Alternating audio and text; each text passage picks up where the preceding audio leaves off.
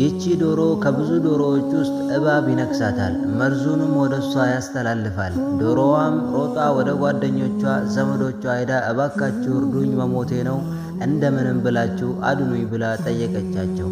እነሱም አረ ርቀትሽን ጠብቂ፣ መርዙን ወደኛ እንዳታስተላልፊ ብለው አባረሯት። እሷም ከነሱ ተስፋ ስትቆርጥ ለብቻዋ መንገድ ጀመረች። ከመርዙ የበለጠ እንድታዝን ያደረጋት የኔ ሰው ናቸው በምትላቸው ሰው መገፋቷ ነበር።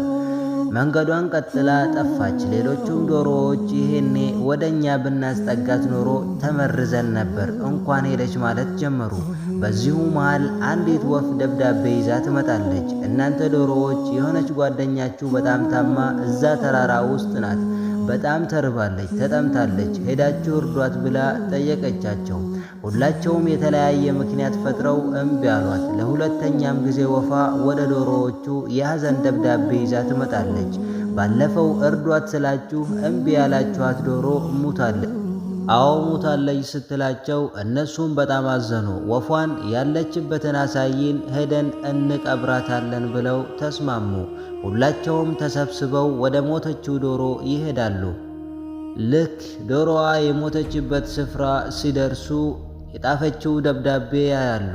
ደብዳቤውን ከፍተው ሲያዩ እንዲህ ይላል፣ በሕይወት እያለህ ሰው ጋር ሆነህ ትቸገራለህ። ነገር ግን ከሞትክ በኋላ የቅርብ ሰው ብቻ ሳይሆን የሩቅም ሰው በሞትህ ላይ ይገኛል። እንደዛ ከመሆን ግን በሕይወት እያለን ብንረዳዳ ብንተጋገዝ ይበልጥ ነበር ብላ ጽፋላቸው ነበር። ወዳጆቼ አላህ ከሰው ፊት ይጠብቃችሁ። ሰው ማለት ለክኒን መግዣ 100 ብር ከልክሎ የሞት ክዕለት ደግሞ በ100,000 ወጪ የሚያደርግ ነው። አላህ ከሰው ፊት ይጠብቀን።